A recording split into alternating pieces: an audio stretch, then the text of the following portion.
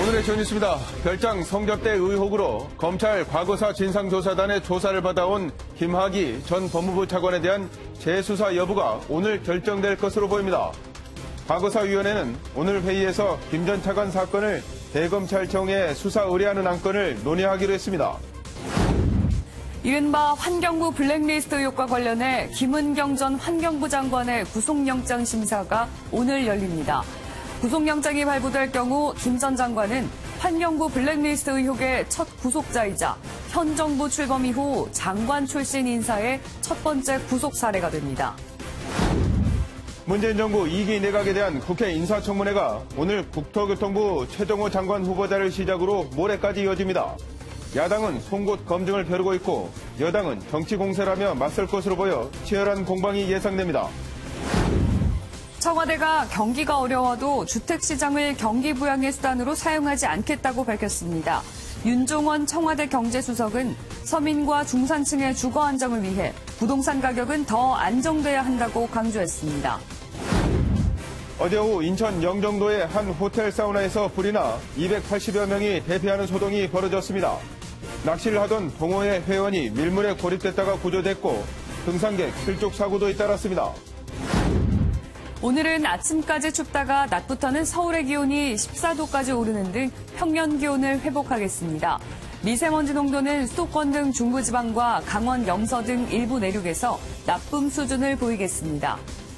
3월의 마지막 주가 시작됐습니다. 오늘 아침까지는 꽃샘추위에 대비해서 따뜻하게 입고 나오셔야겠습니다.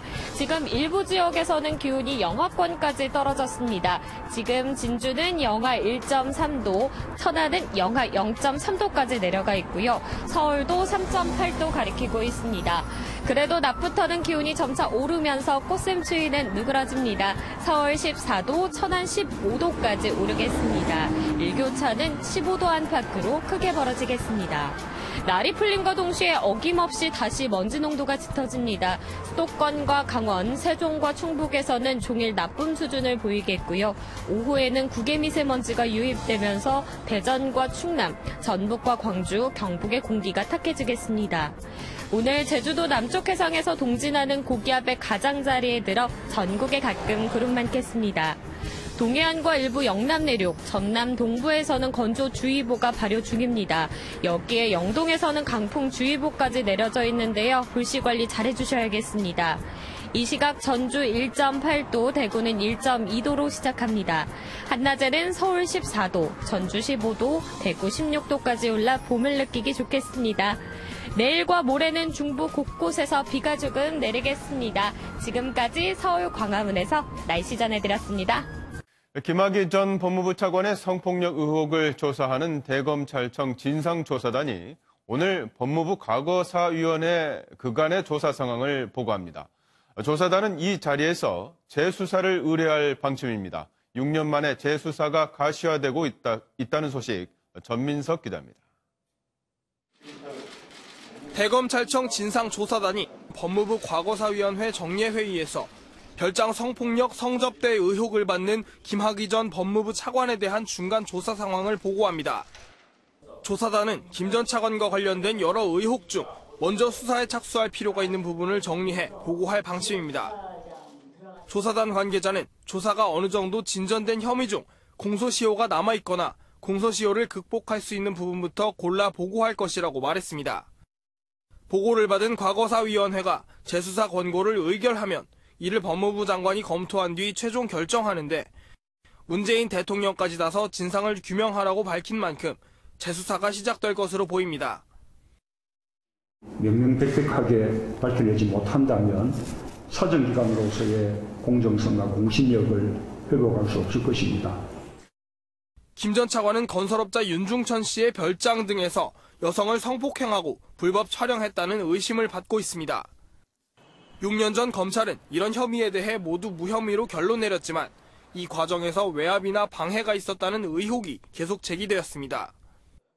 조사단은 그간 윤 씨를 상대로 한 조사에서 김 전 차관의 뇌물 수수 의혹을 캘 정황을 확보한 것으로 알려졌습니다. MBN 뉴스 전민석입니다. 보신 것처럼 조사단이 단서를 확보한 건 성폭력이나 성접대가 아닌 뇌물수수 의혹에 대해서입니다. 조사단은 성상납에 따른 뇌물 혐의에 대해 우선 수사 권고하고 이 수사가 진행되는 동안 외압설 등 나머지 혐의에 대한 조사를 보강한다는 계획입니다. 서동균 기자입니다. 그제 새벽 김학의 전 법무부 차관의 출국 소식을 들은 법무부는 즉각 긴급 출국 금지 조치를 내렸습니다. 지난 2013년 경찰 수사 땐 검찰이 피해자의 말을 믿을 수 없다며 2번이나 출국 금지 신청을 기각했지만 이번에는 한 번에 출국 금지가 이뤄진 겁니다. 출국 금지 사유가 성폭행 혐의가 아닌 뇌물죄였기 때문입니다. 실제로 조사단은 오늘 보고에서도 김 전 차관을 성상납 등 향응에 의한 뇌물수수 혐의로 재수사하라고 권고할 방침입니다. 조사단의 이런 판단은 별장 성접대 사건에 연루된 이들의 계좌를 추적할 필요성을 보여주는 단서를 일부 확보했기 때문으로 보입니다. 즉각 수사가 가능하다는 점도 영향을 미쳤습니다. 공무원이 1억 원 이상의 뇌물을 받았다면 10년 이상의 징역에 처해지고 공소시효는 15년으로 늘어납니다. 김 전 차관이 성접대를 받은 것으로 추정되는 시기는 2007년에서 2008년, 뇌물수수 혐의 적용이 가능합니다. 조사단은 또 당시 경찰과 검찰 수사 과정에서 청와대 등 외압이 있었다는 의혹도 집중 조사할 방침입니다. 실제로 6년 전 수사 당시 경찰 지휘라인이 수사 개시 한 달여 만에 모두 교체됐던 사실이 최근 부각되는 등 잠재돼 있던 외압설이 다시 제기되고 있습니다. MBN 뉴스 서동균입니다. 김학의 전 법무차관 임명과 관련해 인사검증을 책임졌던 곽상도, 조응천 의원은 당시 경찰이 허위보고를 했다며 경찰에 책임을 떠넘겼습니다. 하지만 당시 수사팀은 청와대에 보고뿐 아니라 직접 찾아가 우려를 전달하기까지 했다고 정면 반박했습니다. 전정인 기자입니다. 김학의 전 차관 인사검증을 책임졌던 당시 청와대 민정수석과 공직기강 비서관은 곽상도 자유한국당 의원과 조응천 더불어민주당 의원입니다. 두 사람은 모두 당시 경찰이 공식적으로 김 전 차관에 대해 내사를 하고 있지 않다며 허위 보고를 했다고 주장했습니다. 이런저런 한간의 말들이 있어서 경찰에다가 혹시 무슨 조사받고 있는 거나 수사하고 있는 거나 이런 의혹들에 대해서 뭘 하고 있는 게 있느냐, 뭐가 있느냐, 우리가 이제 공식적으로 확인을 했죠. 확인하니까 경찰이 없다고 분명히 보고를 했어요, 인사검증 때는. 경찰이 허위 보고를 해 김 전 차관을 임명할 수밖에 없었다는 겁니다. 하지만 당시 경찰 수사팀은 이른바 별장 성접대 동영상 속의 인물이 김 전 차관 내정자임을 청와대에 전달했다고 반박했습니다. 당시 수사팀 실무 책임자는 한 언론과의 인터뷰에서 첩보를 입수한 뒤 구두와 서면으로 청와대에 내용을 보고했다고 밝혔습니다. 심지어 이 같은 보고에도 차관 발표가 이뤄지자 발표 당일에는 수사팀 관계자 2명이 직접 청와대를 방문해 재차 우려를 전달했다고 말했습니다. 당시 상황을 놓고 청와대와 경찰의 입장이 엇갈리는 만큼 검찰 후속 수사에서 가려져야 할 것으로 보입니다. MBN 뉴스 전정인입니다. 이처럼 김학의 전 법무차관 사건에 대한 재수사가 급물살을 타면서 정치권 공방도 격화되는 모습입니다. 여권에서는 당시 청와대 외압 의혹에 대해 한국당의 책임론을 제기했고 한국당은 현 정권의 황교안 죽이기라고 맞섰는데요. 더불어민주당은 의혹을 다룰 특별위원회 설치를 추진하기로 했습니다. 송한진 기자입니다. 더불어민주당은 경찰의 김학의 사건 수사에 대한 청와대 외압 의혹에 대해 당시 청와대 민정수석이었던 곽상도 자유한국당 의원이 해명해야 한다고 주장했습니다. 검찰에 이어 청와대까지 김 전 차관에 대한 경찰 수사 힘 빼기를 위해 가능한 수단을 모두 동원한 정황이 드러나고 있습니다. 이를 총괄할 수 있는 책임 실무 라인은 어디입니까? 민주평화당도 곽 의원과 함께 당시 법무장관이었던 황교안 한국당 대표가 조사를 자청해야 한다고 밝혔고 정의당은 의혹이 진실로 밝혀진다면 황 대표가 있어야 할 곳은 박근혜 전 대통령의 옆방이 될 것이라고 공세를 퍼부었습니다. 한국당은 현 정권의 황교안 죽이기라며 반발했습니다. 황교안 한국당 대표는 자신의 페이스북에 현 상황을 비정상적 상태라고 규정하고 민생이 죽어가고 있는데 문재인 정권이 오직 황교안 죽이기에만 열을 올리고 있다고 비판했습니다. 문재인 정권과 집권 여당 그리고 그에 종속하려는 무늬만 야당인 정의당이 오직 황교안 당대표 죽이기에만 열을 올리고 있습니다. 이는 조직적인 제1야당 탄압을 통해서 어떻게든 황교안 당대표를 끌어내리려는 그동안 김학의 사건에 대해 직접적인 대응을 자제해왔던 황 대표가 반격에 나서면서 여야 간 공방은 더욱 치열해질 전망입니다. MBN 뉴스 송한진입니다.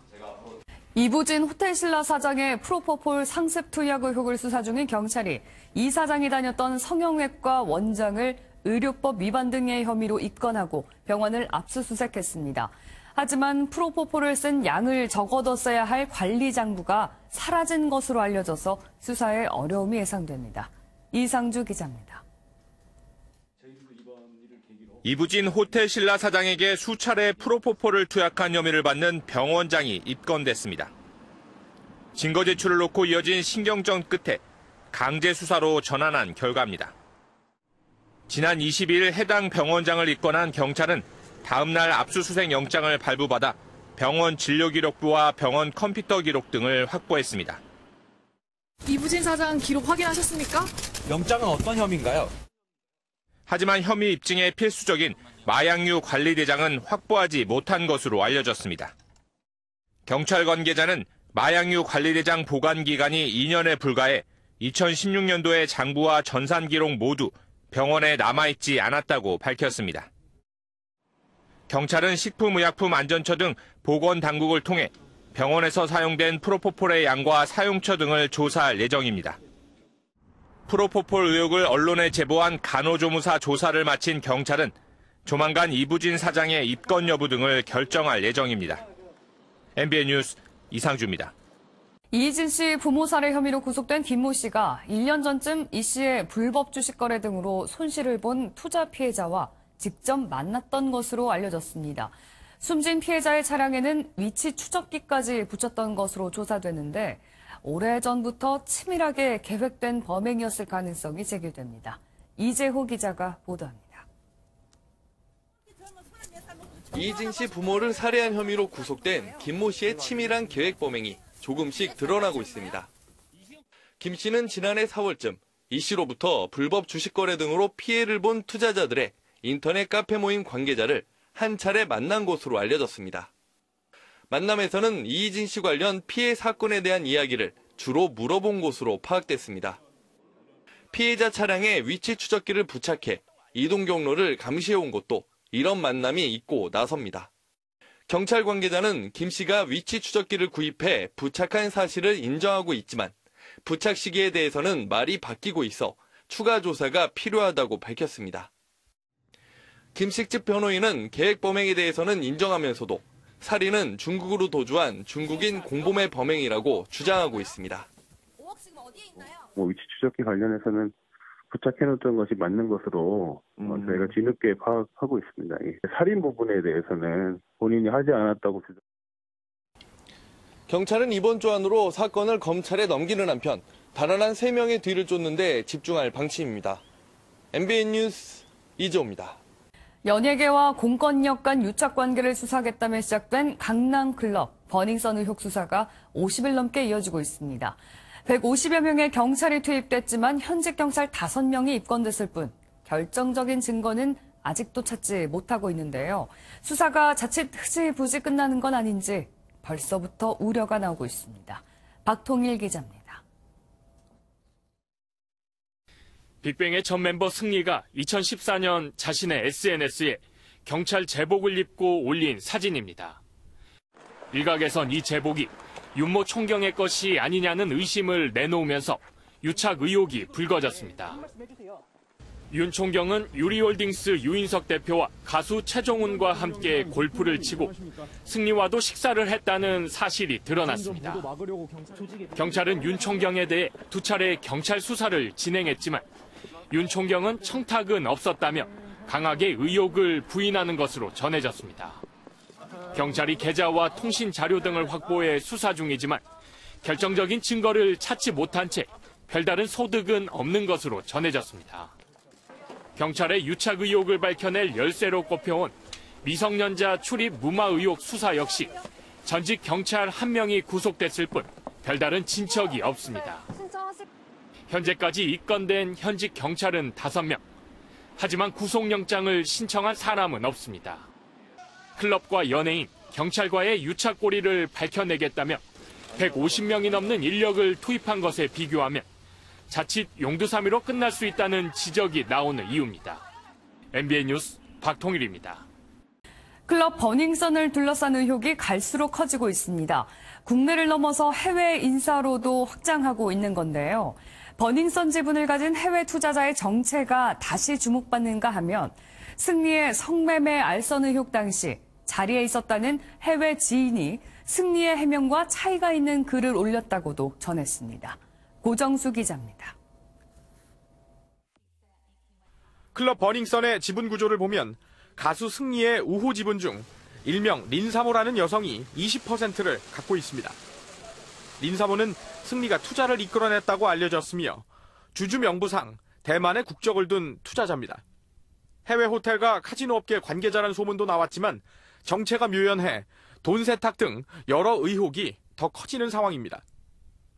2015년 12월 승리의 성매매 알선 의혹에 등장하는 해외 유명 축구 구단주의 딸인 A씨도 논란과 선긋기에 나섰습니다. 승리가 잡아준 클럽 VIP 자리에서 애초 같이 온 자신의 일행과 놀았을 뿐 승리가 보내서 함께한 사람은 없다는 SNS 글을 올린 것으로 전해졌습니다. 친구인 A씨가 놀러와 함께 놀아줄 여자를 불러줬다고 한 승리의 해명과는 다소 차이가 있습니다. 경찰은 버닝썬 탈세, 승리의 성매매 알선, 경찰과의 유착 의혹 등에 대해 수사 중인데 결론을 내기까진 더 많은 시간이 필요할 거란 전망도 나오고 있습니다. MBN 뉴스 고정수입니다. 문재인 대통령이 지난 22일 대구 칠성시장을 방문했을 때 기관단총을 든 경호원의 사진이 공개되면서 논란이 일고 있습니다. 청와대는 지극히 당연한 직무수행이라고 밝혔지만 여야는 공방을 벌이고 있습니다. 김민수 기자입니다. 지난 22일 문재인 대통령은 대구 칠성시장을 찾았습니다. 상인들과 악수를 하며 사진도 찍었습니다. 하나, 둘, 셋! 파이팅! 사랑합니다! 그런데 이틀 뒤인 어제 하태경 바른미래당 의원이 자신의 SNS에 기관단총을 노출한 청와대 경호원의 사진을 올리면서 논란이 시작됐습니다. 하 의원은 기관단총 노출 행위는 경호수칙 위반에 해당한다며 청와대가 국민에게 사과해야 한다고 요구했습니다. 자유한국당도 비판에 가세했습니다. 민경욱 자유한국당 대변인은 대변인 논평을 통해 위협 경호로 공포를 조장하겠다는 대통령의 대국민 적대의식에 아연실색할 따름이라고 주장했습니다. 청와대는 즉각 해명에 나섰습니다. 김의겸 청와대 대변인은 대통령과 시장 상인을 보호하기 위한 지극히 당연한 업무 수행이었다며 반박했습니다. 그러면서 현 정부의 다른 현장은 물론 지난 정부에서도 대통령 경호원이 총기를 든 채 경호하는 사진도 제시했습니다. MBN 뉴스 김민수입니다. 사건 사고 소식입니다. 어제 오후 인천의 한 호텔에서 불이 나 투숙객들이 황급히 대피하는 소동이 벌어졌습니다. 낚시를 하던 동호회 회원들이 갯바위에 고립됐다가 구조됐고 등산객 실족 사고도 잇따랐습니다. 정수정 기자입니다. 호텔 로비 앞에 소방차가 줄지어 서 있습니다. 어제 오후 3시 20분쯤 인천 파라다이스 호텔 3층 사우나에서 화재가 발생해 투숙객 282명이 긴급히 대피했습니다. 호텔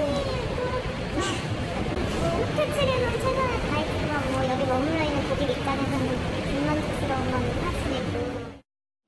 연기를 마신 60대 남성은 인근 병원으로 옮겨졌습니다.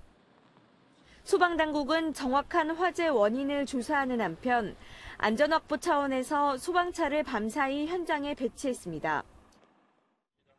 어제 오후 4시 18분쯤에는 태안 앞바다에서 낚시하던 20대 남성 등 3명이 고립됐다가 해경에 구조됐습니다.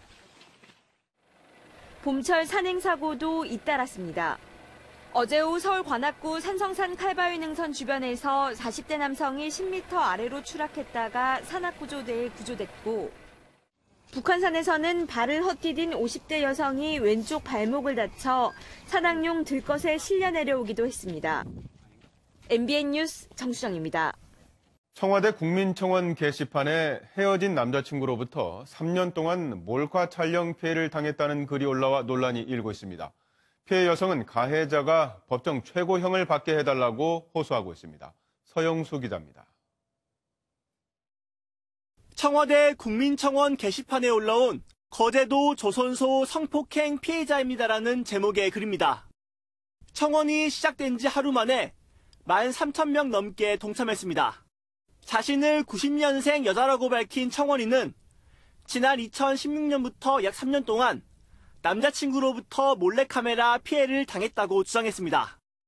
청원인이 공개한 기소장에 따르면 가해자는 동의를 받지 않고 청원인의 나체를 24차례에 걸쳐 55개의 동영상으로 촬영했고 불법 촬영물 46개를 10차례나 유포한 혐의를 받고 있습니다. 청원인은 몰카 피해 이후 불안감에 시달려 정신과 치료를 받고 있고 다니던 직장도 그만두고 다른 지역으로 이사해야 했다고 밝혔습니다.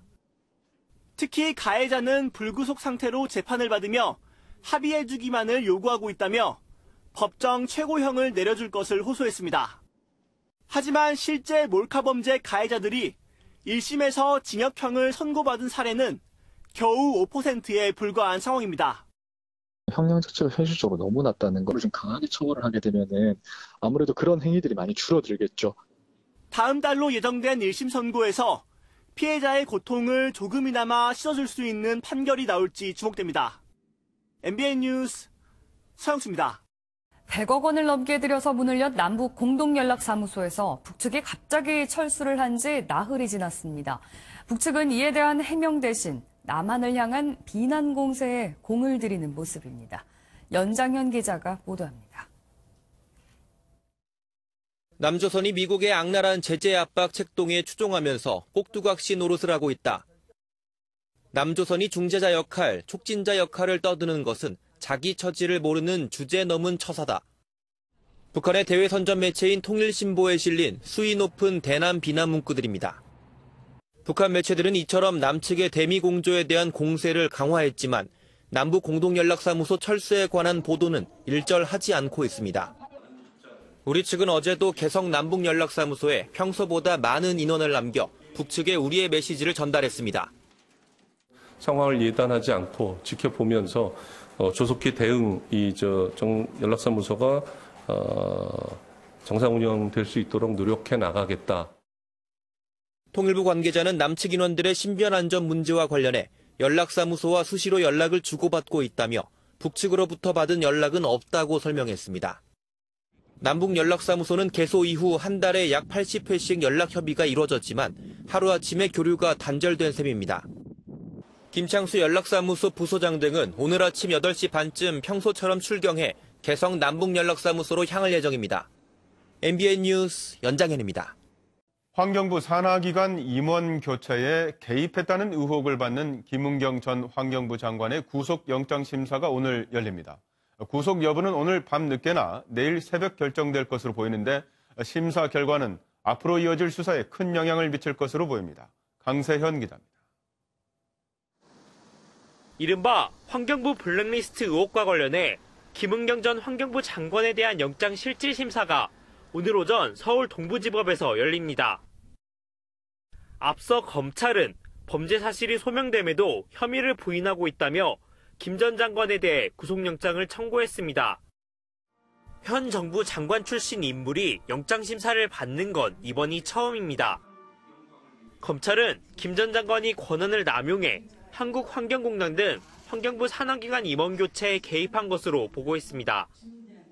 환경부 관계자 등은 소환조사에서 김 전 장관의 개입 정황을 뒷받침하는 진술을 한 것으로 알려졌습니다. 검찰은 김 전 장관이 사실상 채용 비리에 가까운 행위를 했다고 보고 직권남용뿐만 아니라 업무 방해 혐의까지 영장에 적시했습니다. 하지만 김 전 장관은 검찰 조사에서 산하기관 임원 동향 파악에 대해선 인정하면서도 부당한 영향력을 행사한 적은 없다며 혐의를 부인한 것으로 알려졌습니다. 만약 구속영장이 기각되면 수사의 차질이 불가피하기 때문에 심사 결과가 수사의 분수령이 될 전망입니다.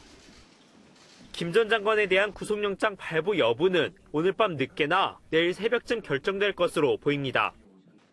MBN 뉴스 강세현입니다. 김정은 북한 국무위원장의 집사로 알려진 김창선 부장은 러시아 모스크바 방문을 마치고 블라디보스토크에 도착한 것으로 알려졌습니다. 이르면 다음 달 북러 정상회담이 열릴 가능성이 크다는 관측입니다. 김경기 기자입니다.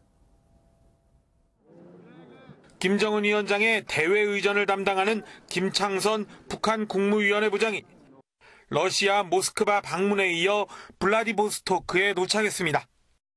블라디보스토크는 모스크바와 함께 북러 정상회담 장소로 유력하게 지목되는 곳입니다. 김 부장은 앞선 4박 5일간의 모스크바 방문에선 사흘 연속 크렘린궁 행정실을 찾았습니다. 김정은 위원장의 러시아 방문이 임박했음을 의미하는 것으로 러시아 측과 장소, 의전 문제 등을 논의했을 것으로 관측됩니다.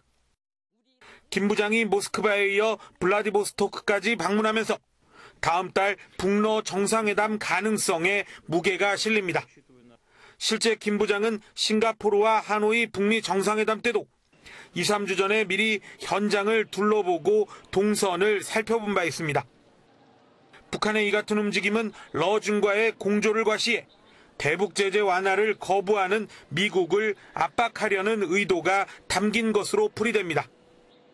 미국에게 북한이 원하는 대화를 받아주지 않으면 북한은 자신들만의 노선을 감당하는 것을 보여주기 위해서 일각에서는 다음 달 말 베이징 1대1로 정상포럼에서 시진핑 주석과 푸틴 대통령, 김정은 위원장의 3자 회담 가능성도 제기됩니다. MBN 뉴스 김경입니다. 나경원 자유한국당 원내대표가 논란이 된 반민특위 발언에 대해 자신이 비판하는 것은 반민특위가 아닌 반문특위라고 해명했습니다. 여야 3당은 궤변이라며 즉각 비난했습니다. 이수아 기자입니다. 해방 뒤 반민족행위 특별조사위원회로 인해 국민이 분열됐다는 발언으로 논란이 된 나경원 원내대표. 해방 후에 반민특위로 인해서 국민이 무척 분열했던 거 모두 기억하실 겁니다. 또다시 이 대한민국에서 이러한 전쟁이 일어나지 않도록. 하지만 나 원내대표는 지난 22일 독립운동가 이무철 지사와 독립유공자 후손들이 자신의 발언을 규탄하며 사퇴를 요구하자 이틀 만에 해명을 내놨습니다. 어제 SNS를 통해 자신이 비판한 것은 반민특위가 아니라 2019년 반문특위라고 해명한 겁니다. 뒤이어 반문특위는 문정부에 반대하는 모든 사람을 친일수구로 몰아세우는 태도를 빗댄 것이고 독립운동의 위대한 가치를 깎아내린다고 주장했습니다. 여당은 즉각 치졸한 궤변이라며 비판에 나섰습니다. 친일파의 수석대변인이나 다름없는 발언으로 반민특위를 모독한 나 원내대표가 이제는 촛불 국민이 명령한 문재인 정부의 적폐청산을 막아 나서며 민주평화당과 정의당도 각각 논평을 통해 토착 왜구라는 별명까지 얻을 정도로 비판받았으면 반성을 하라. 국민을 문맹으로 생각하느냐며 맹비난했습니다. 뒤늦은 해명에도 보훈처의 독립유공자 전수조사를 겨냥한 나 원내대표의 발언 논란은 계속될 것으로 보입니다. MBN 뉴스 이수아입니다. 국회가 지난주 대정부 질문에 이어 오늘부터는 장관 후보자 7명에 대한 인사청문회를 진행합니다. 사실상 문재인 정부 2기 내각이 출범하는 것인 만큼 야권은 치열한 검증을 벼르고 있습니다. 김도형 기자입니다. 7개 부처 수장을 교체하기 위한 국회 인사청문회가 시작됩니다. 국회는 오늘 최종호 국토교통부 장관 후보자를 시작으로 오는 27일까지 후보자 7명에 대한 검증을 진행할 예정입니다. 자유한국당은 후보자 모두 인사 기준을 충족하지 못한다며 치열한 송곳 검증을 예고했고 7명의 후보가 100% 인사 기준 부적격 사유가 있습니다. 이번 개각이 친미대 개각이다 이렇게 정의해봤습니다. 친북 성향 개각이고 위선 개각이고 대충 개각이다. 이렇게. 바른미래당 역시 청와대 인사검증이 부실했다면서 공세를 벼르고 있습니다. 문재인 정부 2기 내각 인사들에 대한 각종 의혹들을 듣고 있자니 문재인 정부 청와대 인사검증은 역시나 였습니다. 정부는 꼼꼼한 검증 작업을 거쳤다며 큰 문제는 없다는 입장입니다. 복수의 후보자를 놓고 장단점을 함께 논의했고 여러 모든 분들이 다 만족스럽지는 않지만 그중에서는 낫다고 판단했습니다. 여당인 더불어민주당은 야권의 무분별한 의혹 제기에 대해 과도한 정치 공세는 아닌지 역검증을 펼칠 것으로 보입니다. MBN 뉴스 김도형입니다. 황창규 KT 회장이 정관계 인사들로 구성된 로비 사단을 구축하고 20억 원에 달하는 자문료를 지급했다는 주장이 제기됐습니다. 이 중에는 자유한국당 홍문종 의원의 측근도 포함된 것으로 알려졌습니다. 조일호 기자입니다. 티켓 채용 의혹에 휩싸인 KT에서 이번에는 황창규 회장이 수십억 원대 로비 사단을 구축했다는 의혹이 제기됐습니다. KT가 황창규 회장 취임 이후 정관계 인사 14명에게 총 20억 원에 달하는 자문료를 지급하고 각종 로비 창구로 활용했다는 겁니다. 이철희 의원이 공개한 자료에 의하면 KT 경영고문단은 정치권 인사 6명을 비롯해 퇴역 장성 1명, 전직 경찰 및 고위 공무원 등으로 구성됐습니다. 이들은 자문 명목으로 1인당 수천만 원에서 많게는 수억 원을 받은 것으로 전해졌습니다. 이 중에는 KT 특혜 채용 의혹을 받는 홍문종 자유한국당 의원의 측근도 포함된 것으로 알려졌지만 홍 의원 측은 사실이 아니라고 반발했습니다. 이 같은 의혹에 대해 KT 측은 현재로선 확인해 줄 수 있는 사항이 없다고 밝혔습니다. 지금 말씀드릴 수 있는 부분이 지금 단계에서 없는 것 같습니다. KT 청문회는 당초 다음 달 초로 예정돼 있었지만 한국당이 사실상 거부 입장을 밝힌 상태여서 이번 폭로가 어떤 영향을 미칠지 주목됩니다. MBN 뉴스 조일호입니다.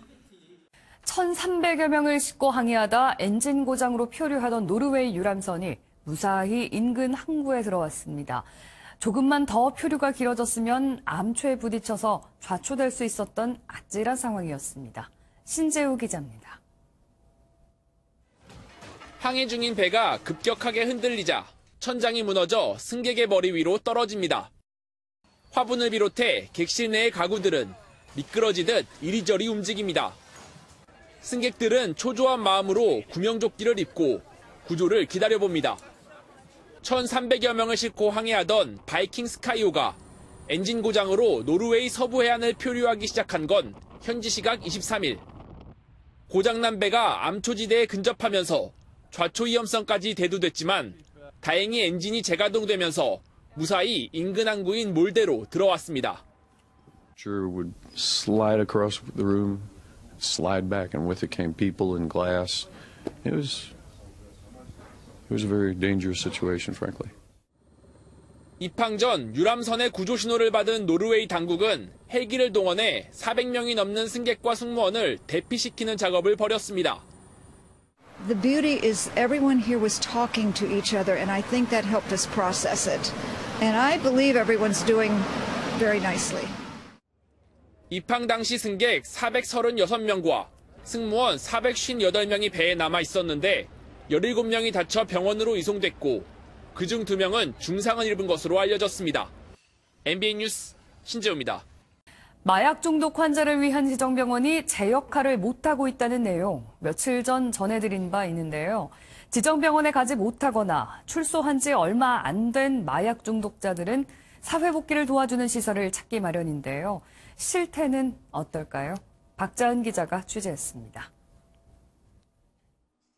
한때 마약에 빠졌던 원유수 씨는 지금은 마약을 끊은 출소자들의 사회 복귀를 돕고 있습니다.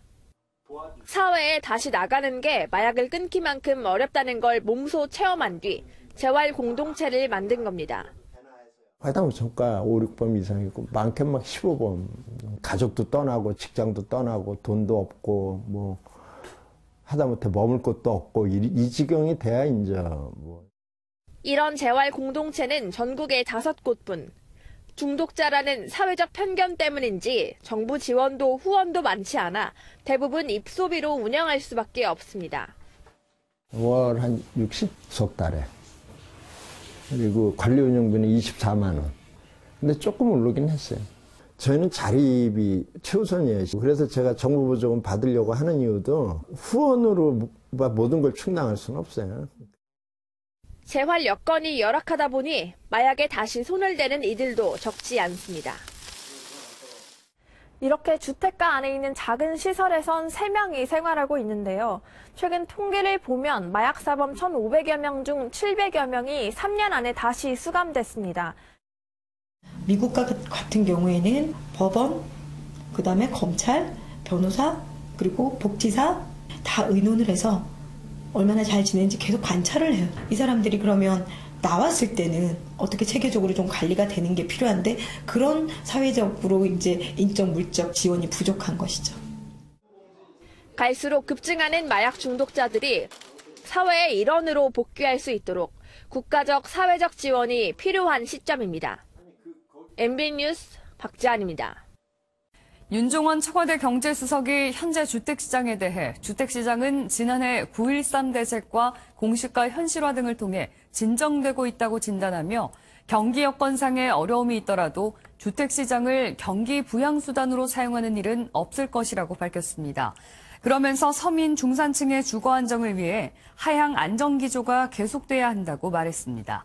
또 고용 문제에 대해선 제조업과 임시일용직 중심의 취업자 수 증가세가 미흡한 측면이 있다며 향후 민간 일자리를 중심으로 고용 추가 개선이 필요하다고 지적했습니다.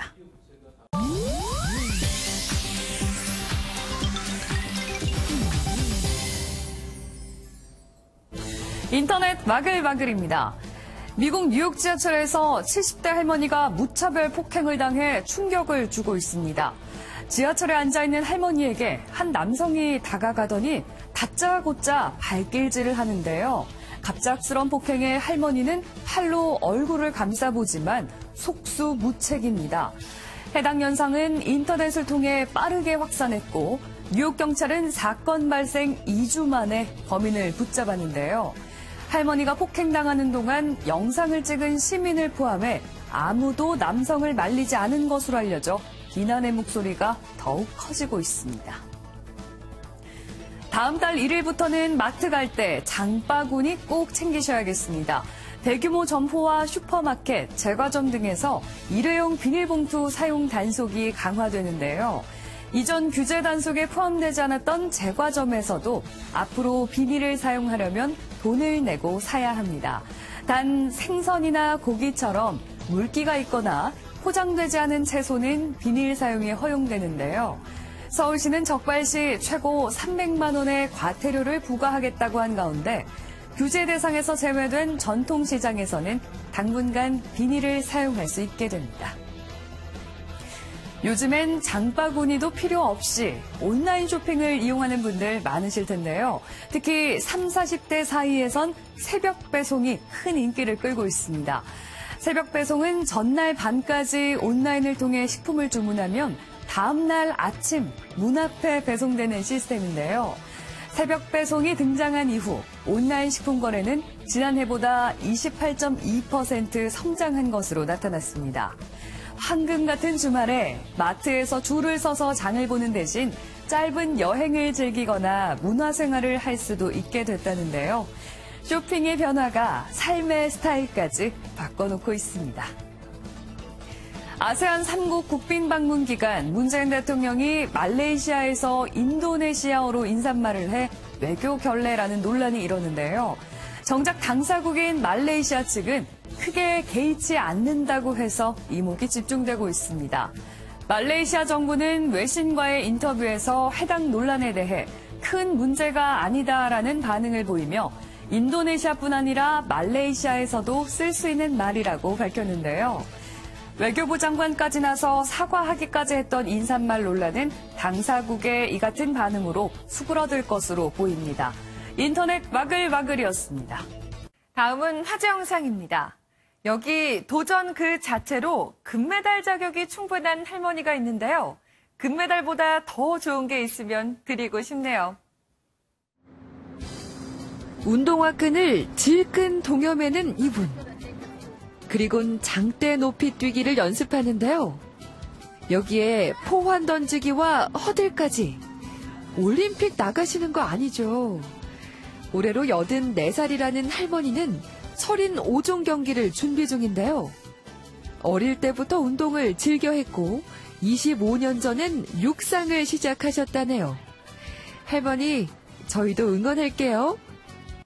우리가 그동안 미술을 어려워했던 건 혹시 요가를 하지 않아서 그런 건 아닐는지, 이게 무슨 소리냐고요? 화면으로 확인하시죠. 요가 수업이 한창인 이곳. 그저 평범한 이 모습이 낯설게만 느껴지는 건 이곳이 미술관이기 때문입니다. 벨기에 왕립미술관에서 관람객들을 위해 내놓은 아이디어인데요. 긴장을 풀고 그림을 더 재밌게 감상할 수 있도록 돕기 위해서라네요. 심신의 안정이 필요한 분들, 이젠 미술관으로 향하셔야겠습니다. 1974년 8월 15일, 광복절 말고도 축하할 일이 또 있었습니다. 바로 서울의 첫 지하철이 개통한 날인데요. 그 감격의 순간이 이곳에도 찾아왔습니다. 이곳은 인도네시아 수도 자카르타입니다. 엄청난 인파에 축제 분위기인데요. 이때 등장한 인도네시아 조코 위도도 대통령. 교통카드를 찍고 들어가는 곳은 바로 지하철입니다. 오늘 16km에 이르는 지하철 첫 노선이 개통된 건데요.